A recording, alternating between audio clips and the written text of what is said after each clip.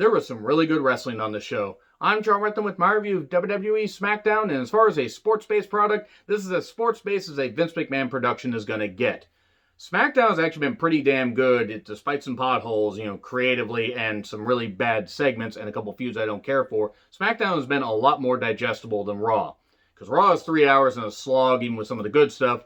Smackdown is easy to get through, and NXT has kind of fallen on its ass some weeks. So I gotta say, SmackDown's actually been the superior brand for the last few months, at least in my opinion. What do you think the superior brand in WWE's been? Answers in the comments, please.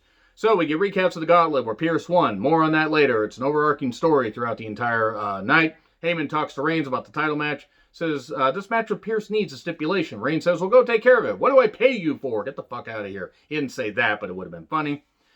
Jay is in the ring saying he will win the Rumble and then go to Raw and face Drew or Goldberg. Jey Uso ever winning main event championship gold would be catastrophic because it wouldn't be believable. It would be less believable than Rey Mysterio being the world champion. And Jey Uso is not Rey Mysterio. It's Rey and Jey. You can call me Rey, you can call me Ray J, and if you get that, I'm sorry. He says Nakamura was his next target, and he did well in the Gauntlet match. You did good. And Nakamura's got the pomp, the circumstance, the swagger. He's got the theme back. Oh, great. Everything is good. If only they had done something with him like this about, 4 fucking years ago, 3.5 years ago. Maybe he could have beaten Jinder at SummerSlam, held the championship, lost it to Styles, won the Royal Rumble, and failed to capitalize at Mania, and then you would have had a good overarching story there. Nope, they decided to give Jinder a 5.5-month title reign that felt like about 5 years. And I'm not saying bury Nakamura, they just didn't utilize him that well. Yes, he's had championship runs, Intercontinental, US, Tag Team. Have any of them felt special? They haven't. To be fair, those secondary championships don't feel that special in WWE. So anyway, he says, oh, he's the big dog, you're his little puppy. He kicks him, we get this match. It's more like ShinJey Nakamura. I'm proud of these puns. And Cesaro joins commentary later. Cesaro's obviously turning on Nakamura at some point. Maybe in the Rumble, because Cesaro's going to be in there. And then an awkward splash spot. And Shinsuke wins, but it's pretty obvious of what they're doing with Cesaro. Like, oh, Nakamura's really good, he's my friend. Yeah, he's going to fucking turn. He's obviously fucking turning. Because we can't get any more tag teams.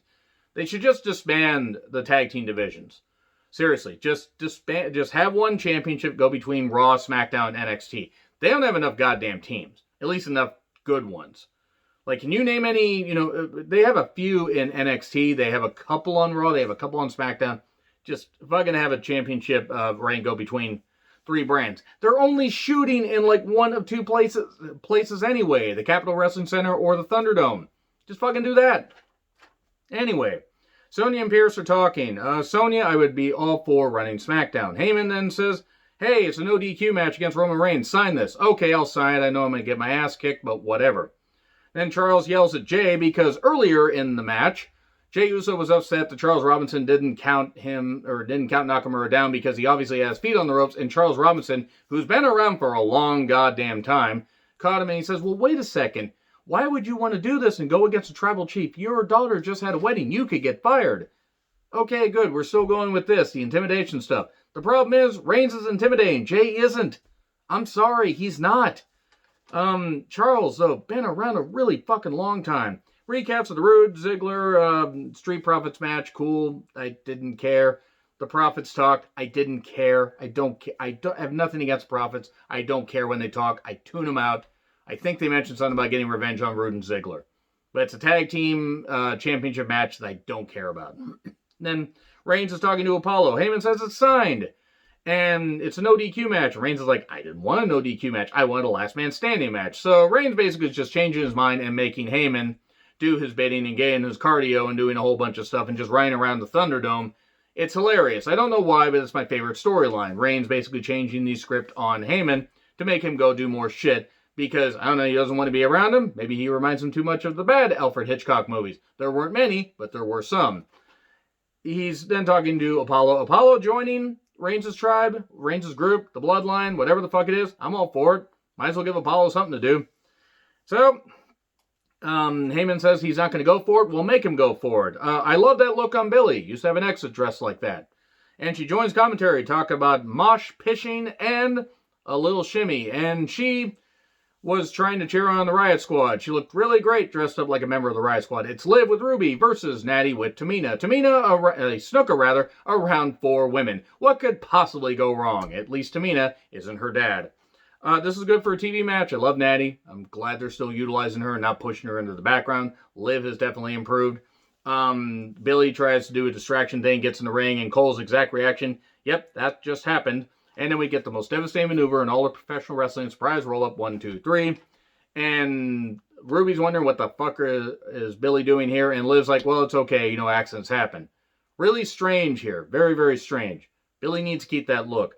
Ray with Dominic versus Corbin without his Knights of the Lone Wolf, which doesn't make sense because then he wouldn't be a lone wolf. Why did they allow Dominic to cut, promos on commentary? Why?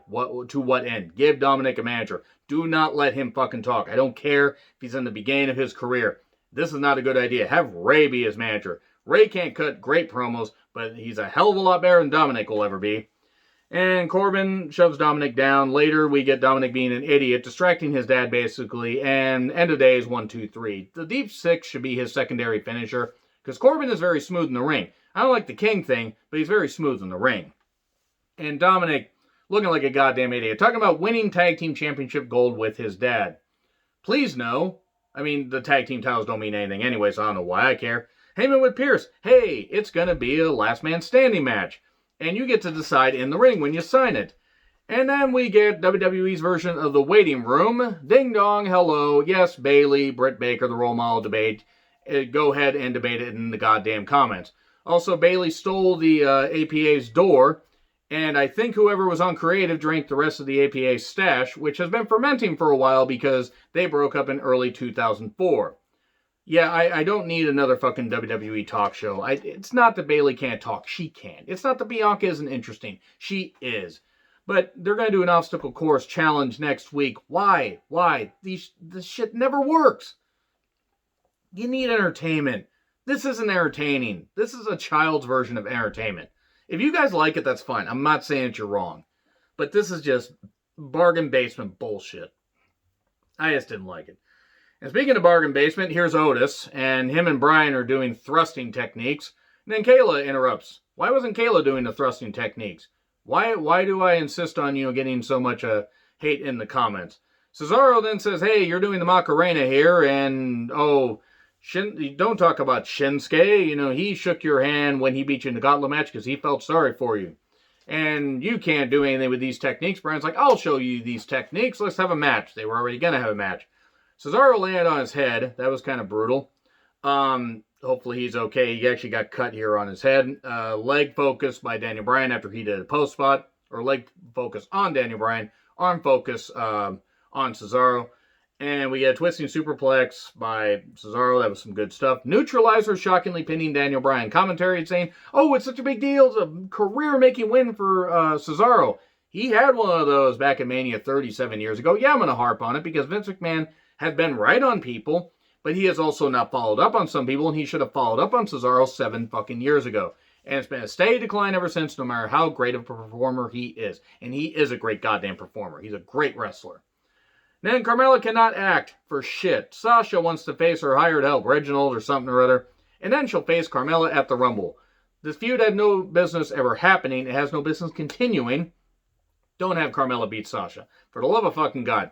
Carmella should not be in any kind of championship picture. The Carmella character should not be continuing. This new Carmella is somehow worse than the old Carmella. It's just not good. And we're going to get an intergender match next week. Okay, it's going to be really short. I don't know if this guy can do a cool backflip. He did recently. Then we get Apollo versus Zayn. Big E on commentary with a couch and a mini fridge. And Corey mentioning about the handicap, or not the handicap, but the lumberjack match. He says, well, I didn't make the damn match. It was just really funny there. This is fine. Roll up in tights. And Sammy nearly losing his goddamn pants there because Apollo pulled up way too goddamn tight. 1, 2, 3. Apollo showing more aggression. Cool. I like it. And then Big E says to him, well, keep coming forward. You'll never touch it again. I'm just going to let that line sit there and let you decide, was he talking about the championship or his big ending? Either or really work. The match is fine, though. I like this more aggressive Apollo. And then Reigns, Heyman, and Jay are there. Here's Pierce. here's a contract signing. Why is this happening? I was wondering. Oh, well, Pierce pulls the wool over his eyes. He signs a contract, and Reigns does, and he says, I've been waiting all night for you to do that, and he has an old injury because he's 42, and he took on a producer role because he beat up his body for a lot of years. Even though I'm sure Adam Pearce could do a nice little match, he is producing. He's doing this stuff. And Pearce says, his old injuries, I may not be medically cleared, card subject to change, but at this point, the mic was cutting out, and he says, here's a suitable replacement. It's Kevin Owens. So we're getting Kevin Owens versus Roman Reigns again. Look, they had two good matches. TLC, that cage match right afterwards, were pretty damn good. Perhaps great. Jey Uso interfered. We're getting a last man standing match, possibly, maybe. I mean, I don't know. Owens is not going to beat Roman. I don't know what the purpose of this is. They're just extending this where, yes, Owens has lost twice because of Jey's interference. I don't know. Could it be good? Yeah, but if Owens loses, it's going to be the same thing. And even if he wins, then you interrupt Reigns' momentum heading into Mania. Unless you're going to have Kevin Owens versus somebody, Kevin Owens versus Big E for the Universal Championship and just push Reigns to the Intercontinental title. You're kind of stuck. They kind of wrote themselves into a corner here. Let me know what you think in the comments. Like, share, subscribe. Twitter handle in the description. I'm John Retlin. I'll see you soon.